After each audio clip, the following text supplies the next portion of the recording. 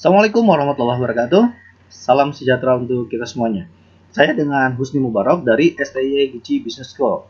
Pada video kali ini, saya coba untuk sharing terkait mengenai manajemen kompensasi. Nah, kompensasi sendiri memiliki makna total dari seluruh imbalan yang diterima para karyawan sebagai pengganti atas layanan mereka. Tujuan umum pemberian kompensasi itu untuk menarik, mempertahankan, memotivasi para karyawan.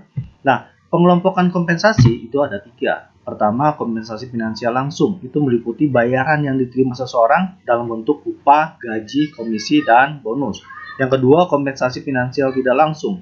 Itu meliputi seluruh imbalan finansial yang tidak termasuk dalam kompensasi finansial langsung. Kompensasi jenis ini meliputi sekumpulan besar imbalan yang biasanya diterima secara tidak langsung oleh karyawan. Nah, yang ketiga, kompensasi non-finansial. Itu meliputi kepuasan yang diterima seseorang dari pekerjaan itu sendiri atau dari lingkungan psikologis atau fisik di mana orang tersebut bekerja. Nah, keadilan dalam kompensasi finansial itu ada teori keadilan. Teori ini memotivasi di mana orang menilai kinerja dan sikap mereka dengan membandingkan kontribusi mereka pada pekerjaan dan keuntungan yang mereka peroleh dari situ dengan kontribusi dan keuntungan dari orang lain yang sebanding atau comparison other. Ada juga financial equity, persepsi para karyawan mengenai adil tidaknya pembayaran yang mereka terima. Lantas ada external equity, itu terwujud ketika para karyawan di sebuah perusahaan menerima bayaran yang sebanding dengan para karyawan yang menjalankan jabatan yang serupa di perusahaan-perusahaan lainnya.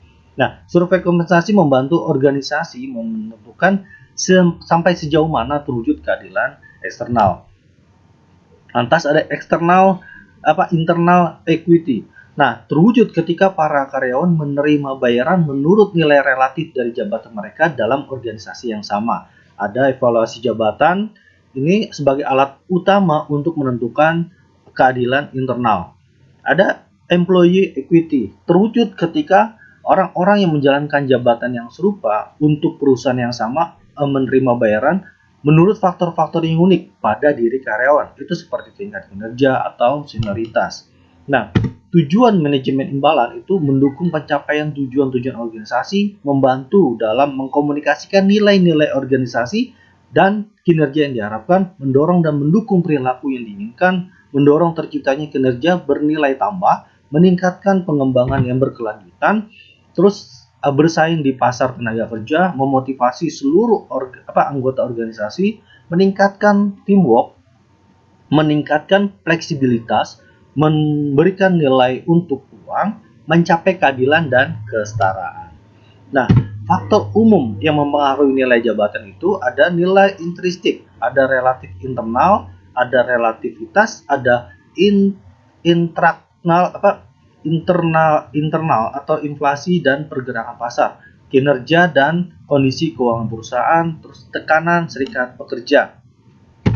Nah, faktor yang mempengaruhi tingkat bayaran karyawan itu ada 3 hal. Pertama, nilai pasar pekerjaan. Yang kedua, tingkat keahlian dan kompetensi yang dimiliki. Yang ketiga, tingkat kinerja yang dicapai dalam pekerjaan. Nah, organisasi sebagai determinan kompensasi finansial langsung itu ada kebijakan kompensasi. Itu meliputi pembayaran, pay leader, pimpinan bayaran. Yang kedua itu harga pasar atau market rate, pengikut bayaran pay floor. Yang kedua ini level organisasional. Yang ketiga kemampuan untuk membayar. Nah, kalau untuk pasar tenaga kerja sebagai determinan kompensasi finansial langsung itu ada survei kompensasi, kecocokan dengan pekerjaan yang unik, biaya hidup, serikat pekerja, perekonomian, legislasi. Nah, lantas jabatan sebagai determinan kompensasi finansial langsung itu ada evaluasi jabatan, job evaluation atau job pricing, penetapan harga jabatan, evaluasi jabatan. Ini merupakan proses menentukan nilai relatif sebuah jabatan yang dibandingkan dengan berbagai jabatan lainnya. Nah, tujuan utama evaluasi jabatan itu untuk menghilangkan ketidakadilan bayaran internal yang disebabkan struktur bayaran yang tidak logis. Nah, karyawan sebagai determinan kompensasi finansial langsung ini ada kinerja, jabatan, bayar berbasis kinerja, keterampilan, bayaran berbasis keterampilan, kompetensi, berbasis kompetensi, senioritas, pengalaman, keanggotaan, organisasi, potensi, pengaruh politik, dan keberuntungan. Nah, sebagai pekerja profesional dalam bidang yang saya tekuni, saya punya keresahan perkara tak ada aturan khusus yang mengatur gaji dan fee yang saya terima. Sebab para profesional itu punya skill set yang berbeda ketimbang karyawan biasa pada umumnya gitu.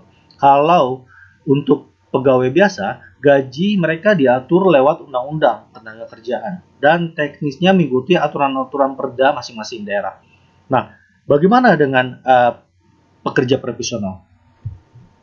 Nah, buat saya ada 3 hal sebagai barometer saya gitu.